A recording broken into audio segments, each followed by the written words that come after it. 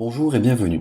Aujourd'hui, je vais vous parler du risque alpha et bêta, et pour cela, rien de mieux que cet exemple dans lequel on souhaite comparer ces trois moyennes. Vous remarquerez que la moyenne, de valeur 10, est accompagnée d'une courbe en forme de cloche. Cette cloche représente graphiquement la dispersion de la population. Cet intervalle de dispersion a comme formule moyenne plus ou moins 3 écarts types. Mais lorsque l'on souhaite comparer des moyennes, on ne s'intéresse pas à la dispersion de la population, mais à la dispersion de la moyenne elle-même. Et cet intervalle a alors pour formule moyenne plus ou moins 3 écarts types sur racine de n, où n est le nombre d'observations. Pour information, on appelle erreur type l'écart type sur racine de n. Lorsque l'on compare deux moyennes, nous avons deux conclusions possibles.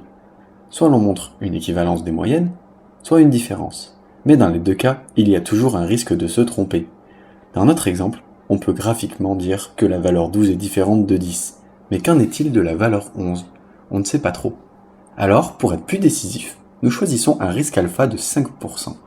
Cela signifie que l'on désire se séparer de 5% des résultats les plus éloignés de la moyenne, pour n'accorder notre confiance qu'aux 95% restants. On rejette alors, à tort, 5%, puisque ces 5% font quand même partie de la courbe. Dans ce cas, on constate que 10 est statistiquement différent de 11. Mais ces 5% peuvent être rejetés soit d'un côté de la courbe, on parle alors de test unilatéral, soit des deux côtés, et l'on parle alors de test bilatéral. Dans ce cas, on coupe la poire en deux pour n'enlever que 2,5% de part et d'autre de la courbe. Ce qui peut changer la donne. Regardez dans notre exemple. Dans ce contexte, on montre que 10 est équivalent à 11. De plus, j'aurais pu aussi bien choisir un risque alpha de 10% au lieu de 5%. Ce choix-là ne dépend que de vous.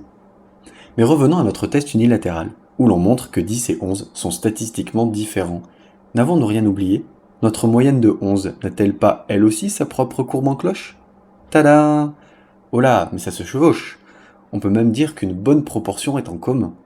On rejetterait donc l'égalité des moyennes malgré l'équivalence de presque la moitié des données. C'est étrange, vous ne trouvez pas ? Mais cette zone en commun. Mais oui, bien sûr, c'est le risque bêta, le risque d'accepter à tort. Ce risque bêta est important, car en ne se basant que sur le risque alpha, on peut être amené à déclarer une différence avec presque 50% des données en commun.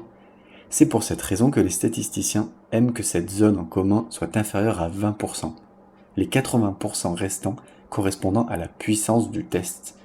Ainsi, plus un test est puissant, plus le risque bêta est faible, et plus la différence sera statistiquement marquée.